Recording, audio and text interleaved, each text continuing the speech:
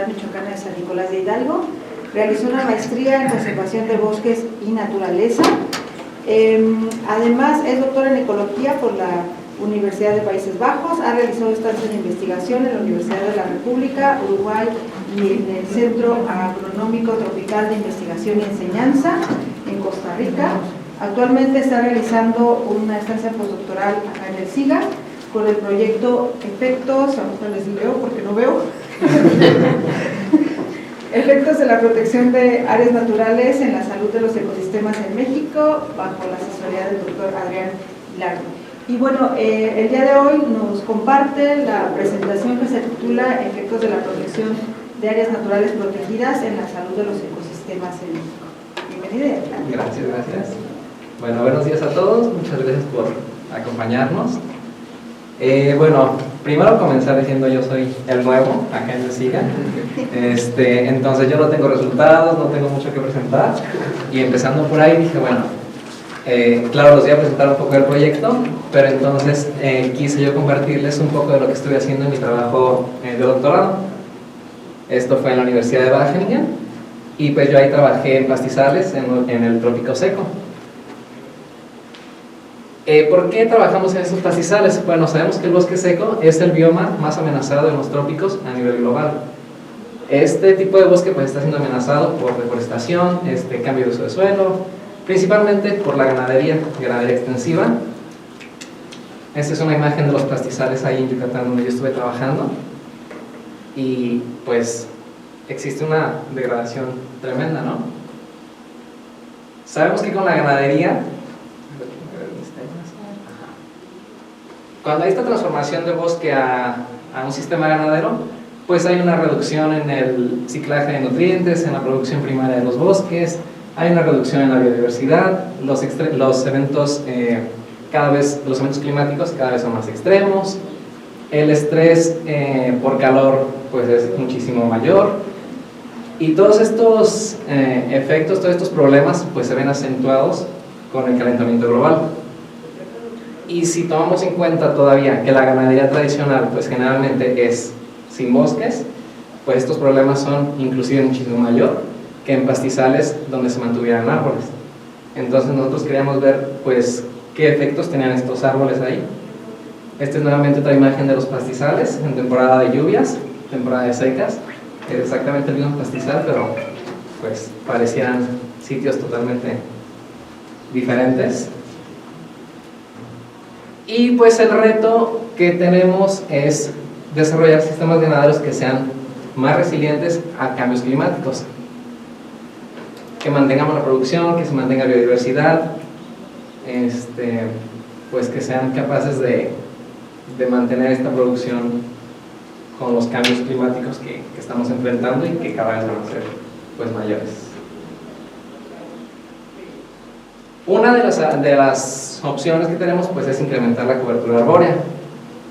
De hecho, hay muchos pastizales aquí en Sudamérica, en el sureste asiático, donde los ganaderos mantienen este tipo de árboles, mantienen los árboles nativos dentro de esos pastizales, mantienen árboles, mantienen palmas, pero ellos no lo hacen pues con la intención de mejorar la producción de pasto, sino de obtener otro tipo de beneficios, como es la madera pues para cocinar, para carbón, otro tipo de alimentos, inclusive algunos por el valor estético que tienen, que dicen, bueno, pues a mí me gustan los árboles y se ven bonitos, y ya está. Inclusive madera para construcción de sus casas. En el caso del sureste de Yucatán, pues la mayoría de las chozas indígenas están construidas de bambú, o sacan las hojas de las palmeras para los techos de sus casas. Y bueno, en estos paisajes ganaderos pues podemos encontrar diferentes tipos de redes. Por lo menos estas dos son las que nosotros pues hemos identificado. Una red social donde están involucrados los productores, los campesinos, los consumidores, y una red ecológica donde tenemos fauna silvestre, tenemos árboles, pues el ganado, arbustos, pastos, otro tipo de cultivos, microorganismos del suelo. Pues podemos seguir enumerando una infinidad, ¿no? Entonces, en mi trabajo de doctorado yo me enfoqué en analizar un poco esta red ecológica y en ver los efectos que tienen los árboles dispersos en potreros en estos otros elementos del paisaje, como son los pastos, el ganado, los arbustos y otro tipo de plántulas leñosas y los microorganismos del suelo. Entonces, la pregunta principal fue esta: ¿cómo pueden contribuir los árboles a incrementar la resiliencia de pastizales tropicales secos a la sequía estacional?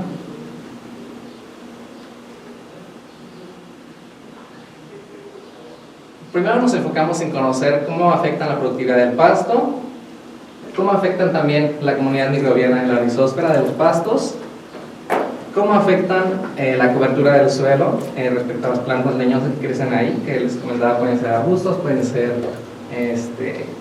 inclusive pues árboles, y cómo afectan en la termorregulación del ganado. Hicimos estos estudios en la temporada de lluvias y en la temporada de secas.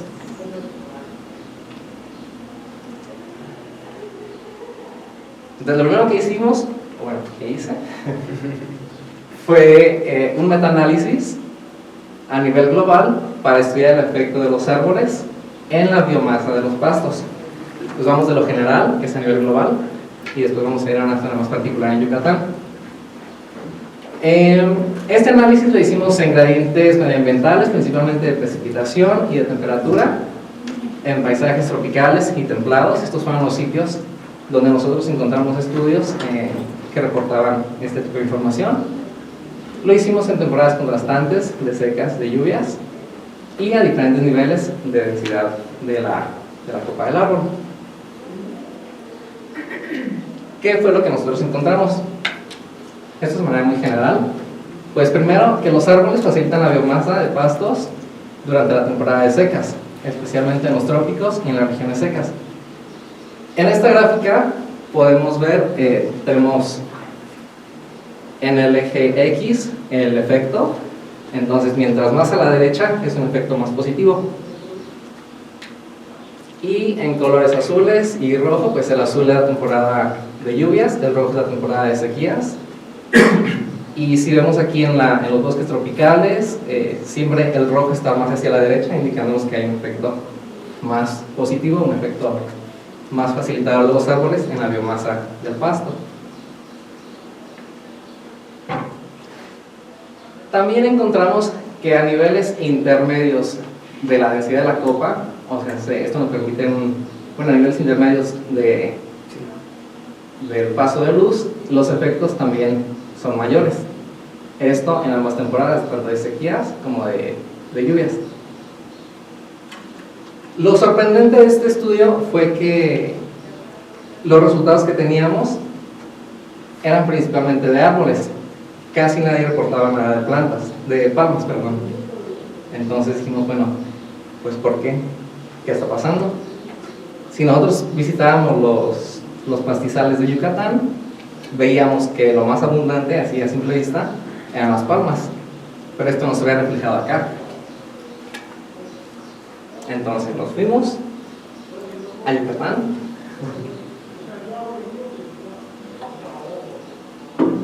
a muestrear directamente en campo. Estuvimos en la región de Tizimín, que es en el noreste del estado.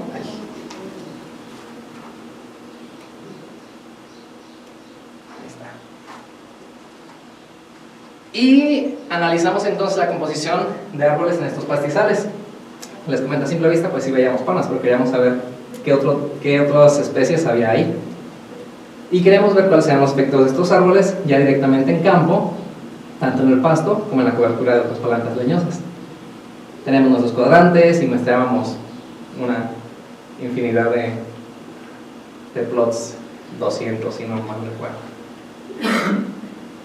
Lo primero que encontramos pues fue que efectivamente las palmas es el grupo dominante en esos pastizales, con aproximadamente un 45%. Y la clasificación que nosotros hicimos fue de palmas, árboles fijadores de nitrógeno y árboles no fijadores de nitrógeno.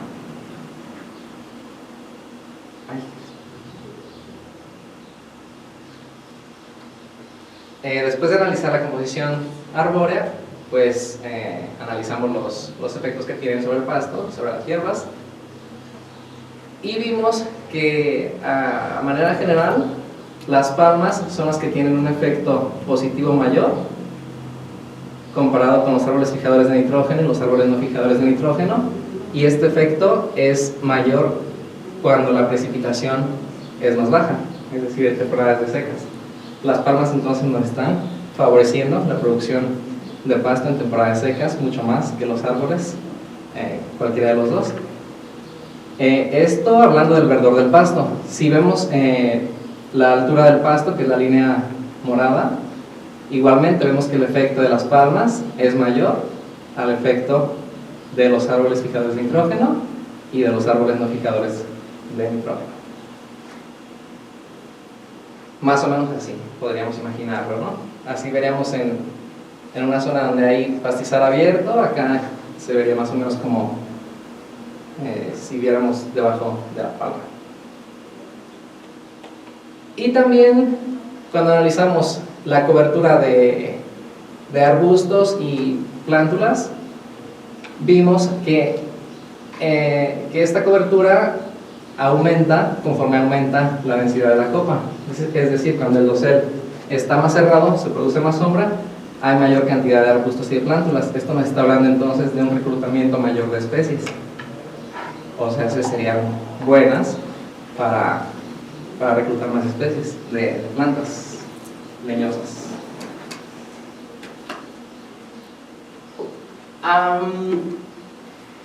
Nos llamó mucho la atención esta parte de las palmas y quisimos entonces como tratar de entender por qué las palmas podrían estar beneficiando tanto a los pastos. Entonces ahora nos fuimos a la parte de la raíz y analizamos la comunidad microbiana del suelo. Entonces secuenciamos el gen 16S en la rizósfera del pasto bajo la palma, en la rizósfera del pasto en un área abierta, solamente el pasto sin palma, la rizósfera de la acacia, que es un árbol fijador de nitrógeno, y pues en suelo desnudo para tener como un cierto control. Igualmente, resultado principal de este capítulo pues fue que las palmas efectivamente incrementan la diversidad y abundancia de bacterias promotoras del crecimiento vegetal, que sería esta última caja. Si vemos acá es mayor, igualmente acá diversidad y abundancia también. Entonces efectivamente las palmas pues tienen ahí alguna relación con las bacterias promotoras del crecimiento.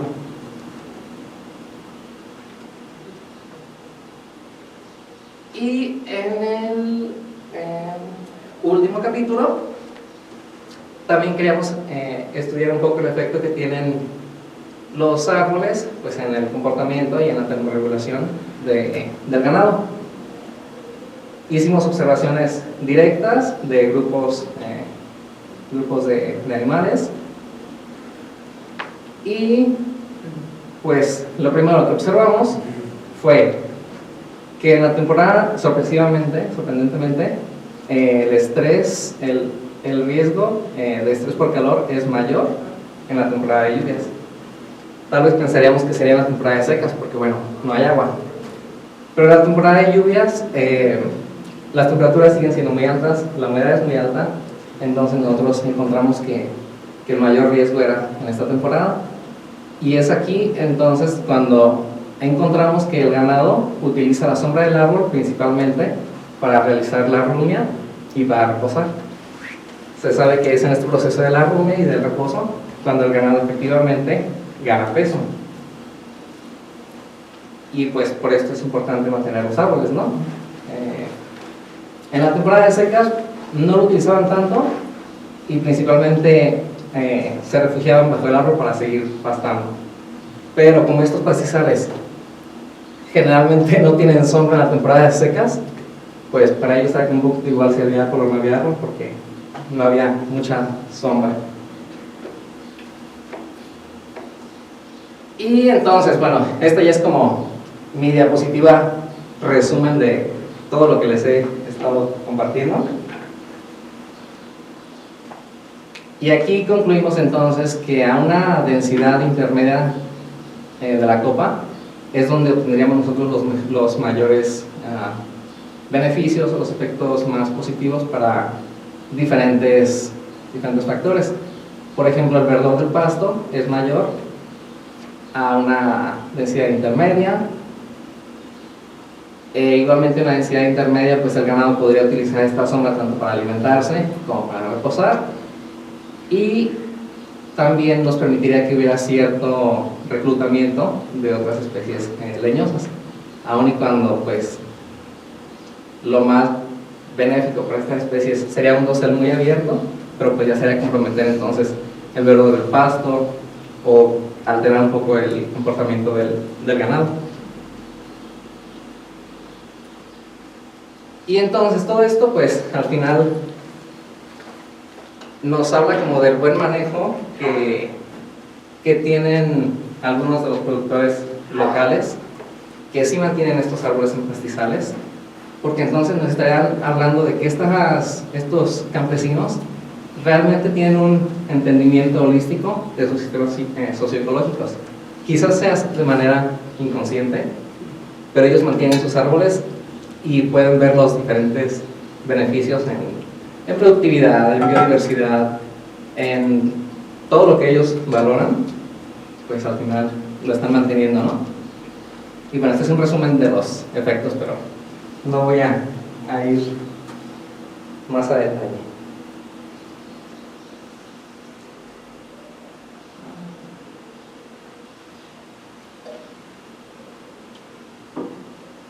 Ok, eso fue la parte del doctorado.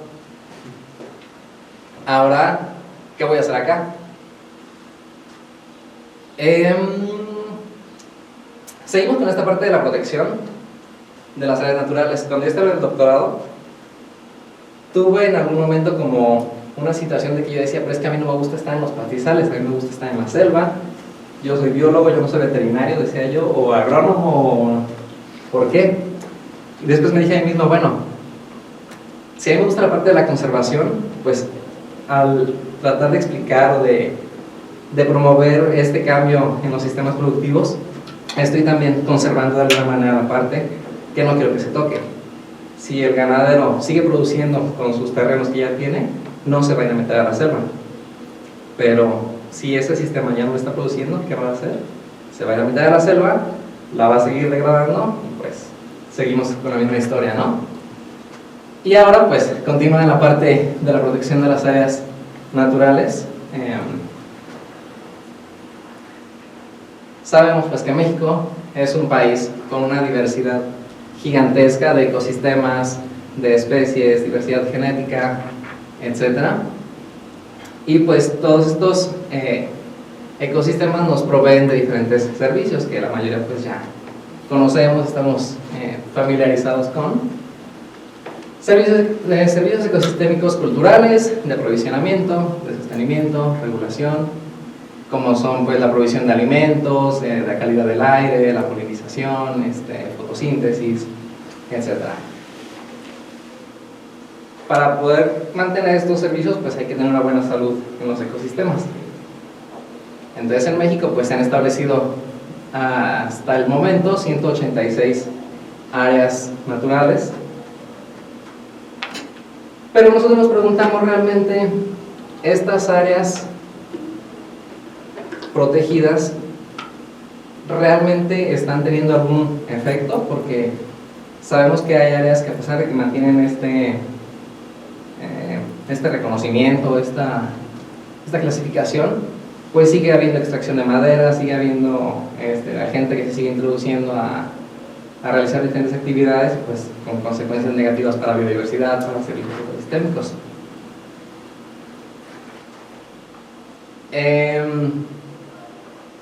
Y pues nuevamente, ¿no? Una de las principales amenazas es la pérdida y la fragmentación del hábitat. Entonces, en esta estancia, mi primer objetivo es analizar el efecto de las áreas naturales protegidas en diferentes indicadores de salud ecosistémica, como son la cobertura vegetal, la biomasa aérea, etc.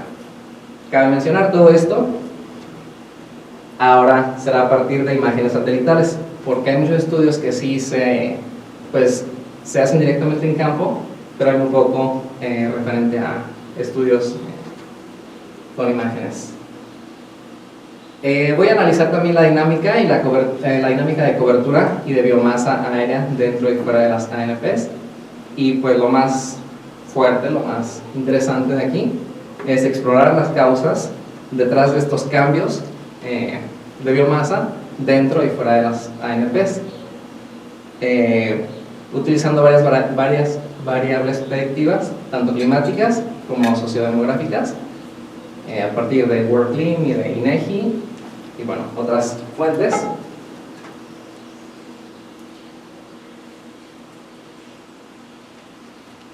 Y vamos a utilizar estas herramientas que fueron desarrolladas por el C3, el Centro de Ciencias de la Complejidad, de aquí de la UNAM. Son 3 plataformas que son Species, Epispecies y Epipuma.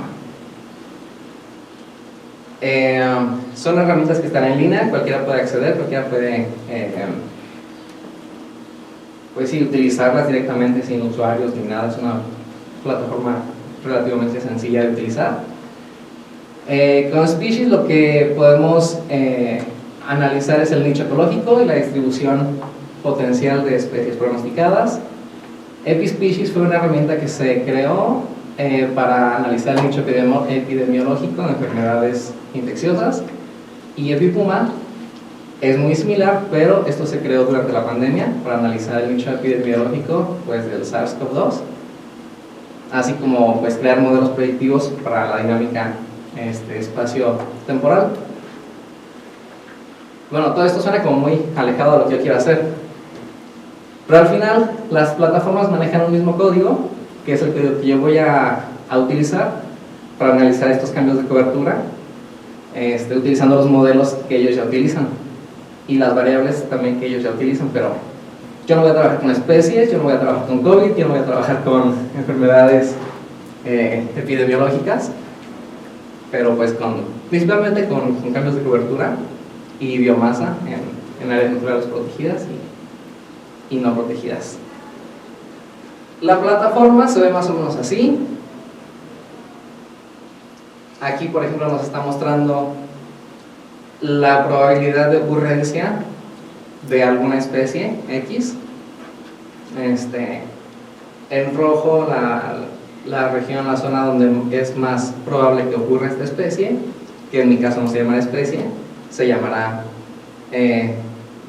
biomasa, y que puede, bueno, en mi caso yo voy a hacer la clasificación como biomasa en 3 niveles: biomasa alta, biomasa media y biomasa baja.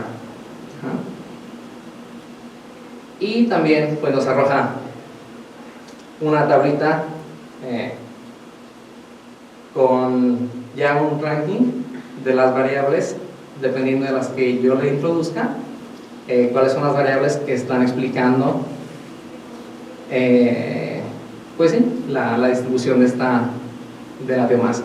Lo interesante de este modelo es que se pueden meter cientos de variables, y eso es algo pues, que a mí me agrada mucho, porque en el doctorado, como vieron, trabajé que sí con microorganismos del suelo, la vaca, las hierbas y todo era como diferentes modelos, diferentes capítulos. Y aquí puedo yo meter las variables sociodemográficas, las variables climáticas como grupo o por separado, que si temperatura, temperatura media, temperatura más alta, temperatura más baja, del mes no sé qué, o sea, muchísimas variables, las corre todo de una manera muy pues, sencilla y muy amigable. Y pues bueno, eso es más o menos lo que voy a hacer yo ahorita aquí en el postdoc.